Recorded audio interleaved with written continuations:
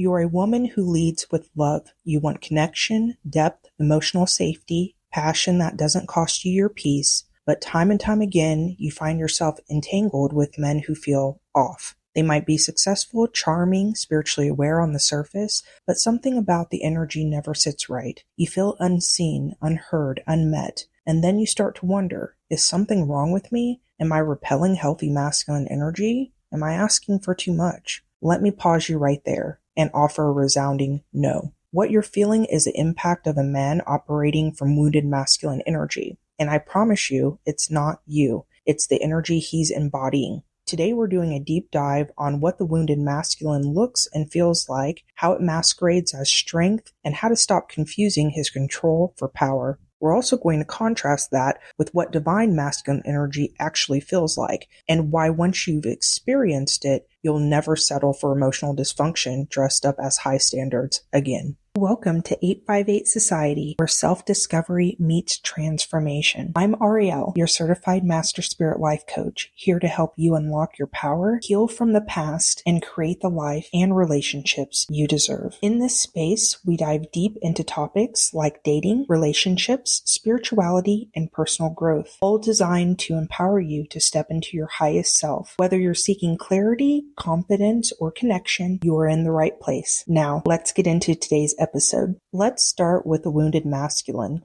the one so many of us have encountered, loved, and tried to heal. The wounded masculine shows up as the false king. He walks like he's confident, talks like he's a leader, but beneath the surface is a man who's terrified of being vulnerable. He masks his pain with control. He confuses dominance with protection. He brags about being a real man, but can't sit in the same room as your emotions without getting defensive, dismissive, or cold. He may even cloak it all in spiritual language, talking about polarity and divine unions, but behind that vocabulary is a soul still ruled by fear, shame, and ego. He wants power, not partnership, praise, not presence. He sees your intuition as a threat, your emotions as a liability, your truth as disrespect, and because so many women have been conditioned to abandon themselves for connection, we end up trying to earn love from men who are not emotionally available enough to offer it. You end up overfunctioning, over-explaining, shape-shifting into your most palatable self, hoping that if you stay soft and grounded and calm enough, he'll finally step up and give you the security he's been dangling like a carrot since the beginning. But he doesn't, and he won't. Not because you're too much, but because he's too disconnected to recognize sacred love when it's standing right in front of him. So how do you know if a man is in his wounded masculine? He'll need constant admiration, but offer little emotional intimacy. He'll act like your feelings are too much, but expect you to carry his chaos like it's your divine duty. He's sexually demanding, but emotionally neglectful. He speaks about respect and structure, but hasn't mastered his own emotional reactions. And most importantly, you'll feel it. His presence won't calm you, it will confuse you. You won't feel safe. You'll feel like you're walking on eggshells, constantly auditioning for love, never knowing if you'll be met or dismissed. Now let's shift, because the divine masculine is a whole different experience. The divine masculine is not just about being strong. It's about being stable, present, grounded. A man in his divine masculine doesn't need to perform masculinity. He embodies it. He listens to understand, not to respond. He leads with intention, not control. He doesn't just make you feel desired, he makes you feel safe. He knows his mission, but he's not threatened by yours. Your growth doesn't make him insecure. It inspires him. The man doesn't flinch at your emotions. He holds space for them. He doesn't punish you for needing connection. He delights in connecting. He doesn't handle your sensitivity. He honors it. Because to the divine masculine, your feminine essence is not a problem to solve. It's a sacred energy to protect, to cherish, and to rise with. But here's where I'm going to tell you something you may not want to hear. No matter how patient, loving, grounded, or spiritually attuned you are, you cannot heal a wounded masculine man who is not choosing to do his work. Love does not heal a man. Devotion doesn't heal a man. Giving him endless chances doesn't heal a man.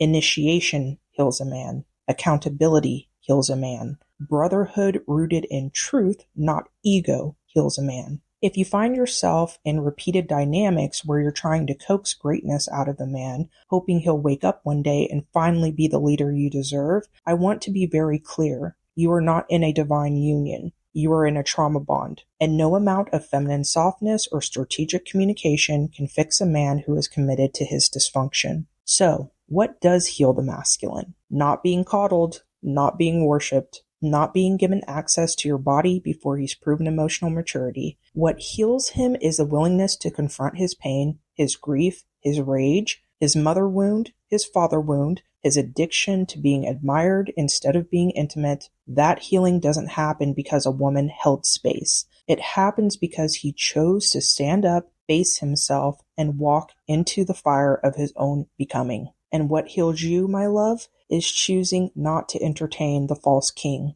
It's recognizing the sacredness of your feminine and refusing to be drawn into roles you were never meant to play. You are not his therapist. You are not his coach. You are not his emotional mule. You are a sacred woman deserving of love that is safe, strong, consistent, and deeply reverent of your soul. There is a divine masculine man who will never ask you to dim, who will never shame your softness, who will meet your openness with protection, your emotion with grounding, your wildness with direction. And when that energy meets yours, you will finally know what it feels like to be held, not handled. So let me say this clearly. The wounded masculine wants to be worshipped. The divine masculine wants to worship with you. And the moment you stop settling for less than that is the moment your entire love life changes. I'll leave you with these 3 questions to answer in the comment section. Have you ever confused wounded masculine energy for strength or leadership? What's one way you're committing to protecting your feminine energy moving forward?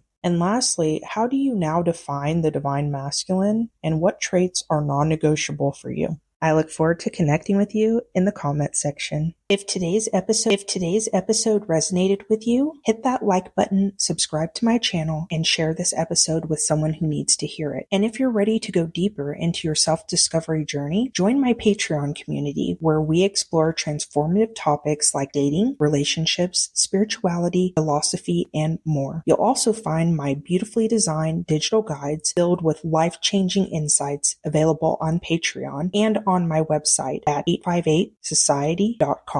Both links are in the description, and I can't wait to connect with you there. I'll be back soon with another empowering episode to help you unlock your fullest potential. I'm sending you much love and light. Take care, my friend.